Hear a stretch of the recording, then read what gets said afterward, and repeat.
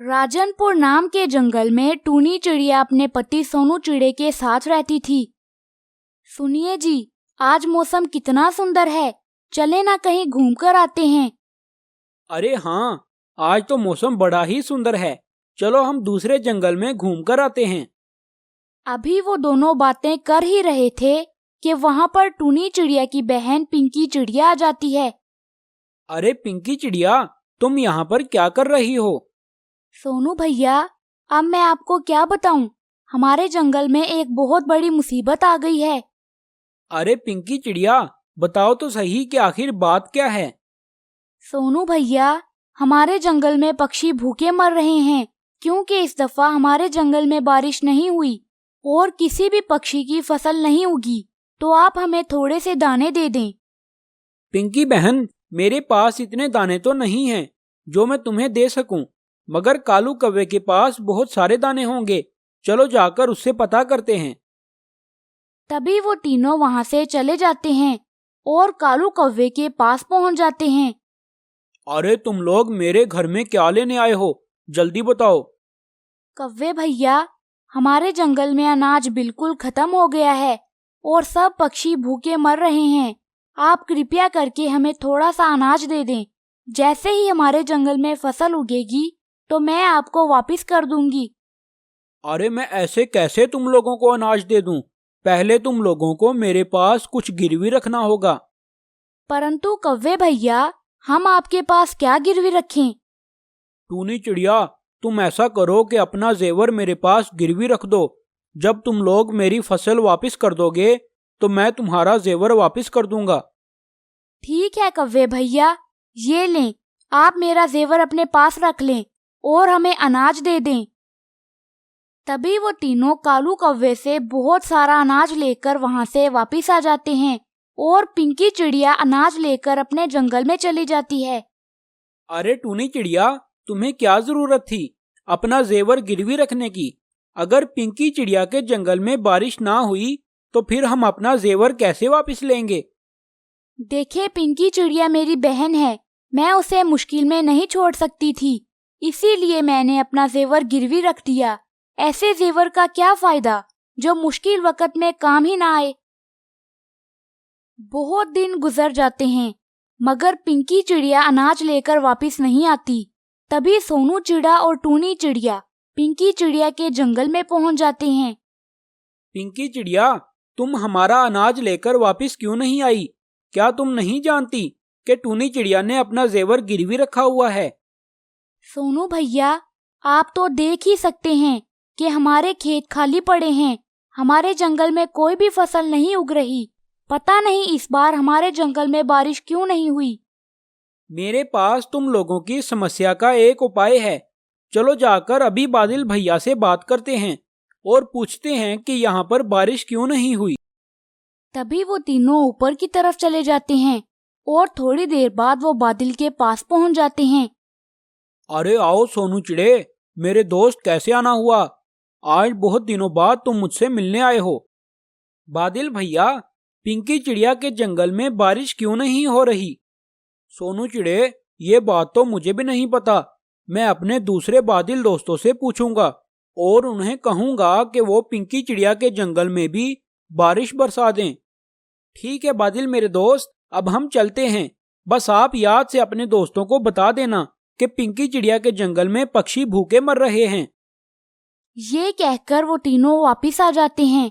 तभी कुछ दिनों बाद पिंकी चिड़िया के जंगल में बहुत जोर की बारिश होने लगती है और थोड़े दिनों में वहाँ पर बहुत ज्यादा फसल उगाती है और पिंकी चिड़िया फसल लाकर सोनू चिड़े को दे देती है। इस तरह टूनी चिड़िया को उसका जेवर वापस मिल जाता है। राजनपुर नाम के जंगल में बहुत सारे पक्षी रहते थे। उसी जंगल में टूनी चिड़िया ने एक पेड़ पर अपना घोंसला बनाया हुआ था। एक दिन अचानक वहाँ पर एक सांप आ गया और वो टूनी चिड़िया के पेड़ के नीचे रहने लग गया। जैसे ही टूनी चिड़िया जंगल से दाना लेने जाती तो वो दुष्ट सांप टूनी चिड़िया के अंडे खा जाता। अरे ये क्या बात हुई भला, मैं इस पेड़ पर पहले से रहती हूँ, ये दुष्ट सांप पता नहीं कहाँ से आ गया और ये रोज मेरा अंडा खा जाता है। मैं तो इसका मुकाबला भी नहीं कर सकती। अगर मैं इससे लड़ने गई तो ये तो मुझे भी खा जाएगा। मैं अभी जाकर जंगल के सभी पक्षियों से बात करती हूँ। ये कहकर टूनी चिड़िया वहाँ से चली जाती है और कालू कौवे के पास पहुँच जाती है।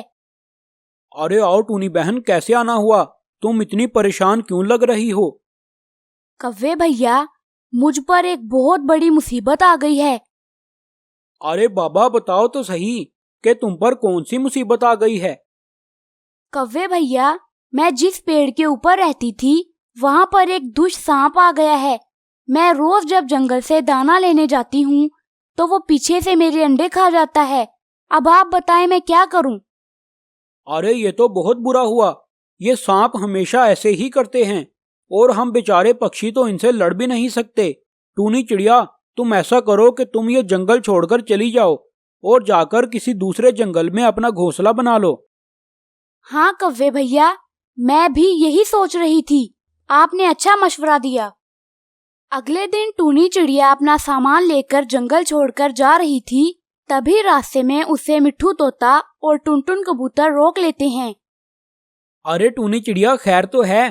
तुम इतना सामान बांधकर कहाँ जा रही हो? कबूतर भैया, अब मैं आपको क्या बताऊं? जिस पेड़ के ऊपर मैं रहती थी वहाँ पर एक सांप आ गया है और वो रोज मेरे अंडे खा जाता है। मैं इसीलिए ये जंगल छोड़कर जा रही हूँ। लो भला, ये क्या बात हुई? तुमने हमें क्यों नहीं बताया? हम तुम्हारी समस्या जरूर दूर करते। तोते भैया, आप लोगों को बताने का मेरे पास बिल्कुल भी समय नहीं था। वो दुष्ट सांप रोज मेरा एक अंडा खा जाता था। चलो खैर, जो हो गया सो हो गया। अब तुम कहीं नहीं जा रही। हर मुसीबत का हल उससे भागना नहीं होता। हमें मुसीबत का डटकर मुकाबला करना चाहिए। मेरे पास एक प्लान है, तुम दोनों मेरे साथ चलो। तभी वो तीनों वहाँ से चले जाते हैं और ईगल महाराज के महल में घुस जाते हैं और वहाँ से ईगल महाराज का हीरा उठाकर भाग जाते हैं। अरे निकम्मे सैनिकों, क्या तुम लोग सो रहे हो? वो देखो, टूनी चिड़िया और उसके साथी मेरा हीरा उठाकर ले गए। चलो जल्दी जाओ, मेरा हीरा वापस लेकर आओ और जिस किसी के भी पास मेरा हीरा मिले उसे तुरंत मार देना। तभी ईगल महाराज के सैनिक उनके पीछे चले जाते हैं। टुनटुन कबूतर उस हीरे को फौरन सांप के पास जाकर फेंक देता है और वहाँ से चला जाता है। तभी वो सैनिक हीरा तलाश करते हुए उस सांप के पास आ जाते हैं। अरे दुष्ट सांप, तुम्हारी हिम्मत कैसे हुई ईगल महाराज का हीरा चुराने की? अरे नहीं नहीं, आप गलत समझ रहे हैं। ये हीरा मैंने नहीं चुराया, बल्कि ये तो कबूतर मेरे पास फेंक कर गया है। हमें इस बात का नहीं पता। ये हीरा तो तुम्हारे पास से ही मिला है। हम तुम्हें छोड़ेंगे नहीं। ये कहकर वो सैनिक उस सांप पर हमला कर देते हैं और उसको वहीं पर मार देते हैं। इस तरह टूनी चिड़िया को उस सांप से छुटकारा मिल जाता है।